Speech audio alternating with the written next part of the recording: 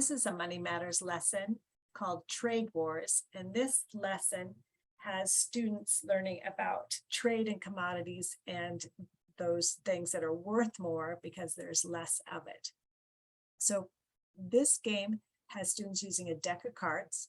In that deck of cards, they're going to remove the cards that are listed here. So hearts, they're going to take out of the deck 1 through 6, diamonds 1 through 8, clubs 1 through 10, and spades 1 through 12. They're going to shuffle up those cards really well and divide them evenly amongst 4 students. So each student will be getting 9 cards. If you have more students, you will divide the cards up evenly amongst the number that is there, but notice that there's 36 cards, so you have to divide them evenly. So you could have 6 players playing with even amounts, but not 5.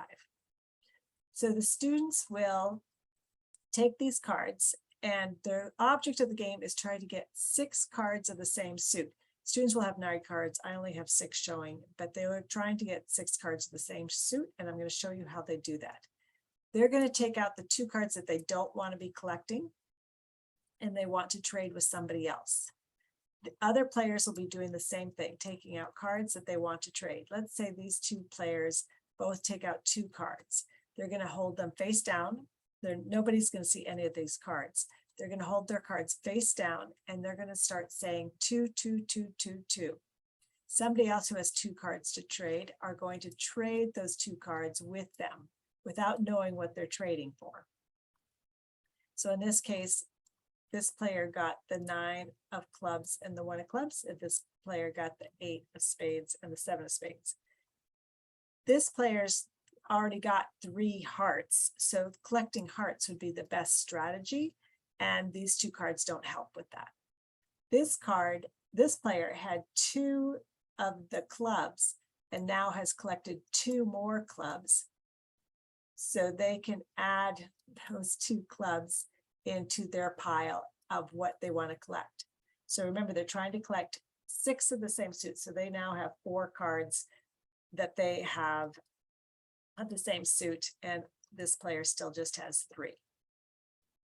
So this player then tries to trade another card. Let's say he tries to trade the 1 now, hoping that this player will trade 1 card with them, or one of the players, any 4 of the 6 of the players that are playing.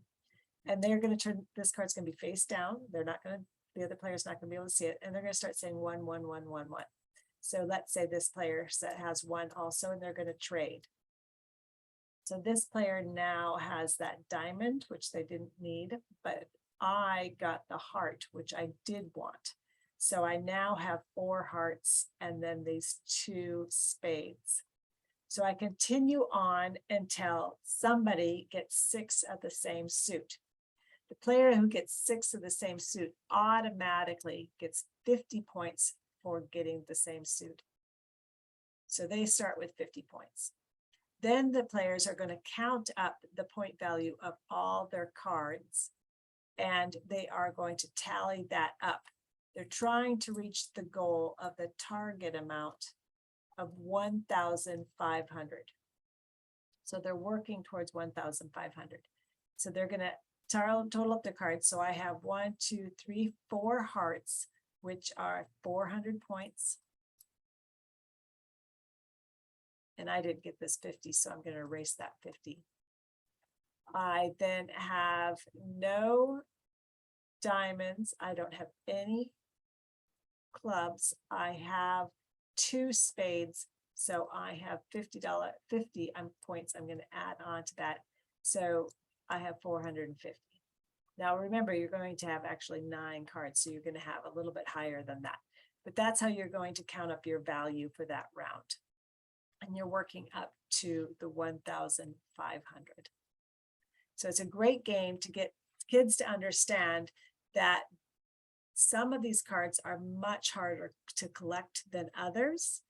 Some of them are easy to collect because there's more of them. When there's more things out there, the value goes down. If something is harder to get, the value goes up. So it gets kids understanding how value of something changes. So this is a great game to understand a little bit about how trade works. Enjoy.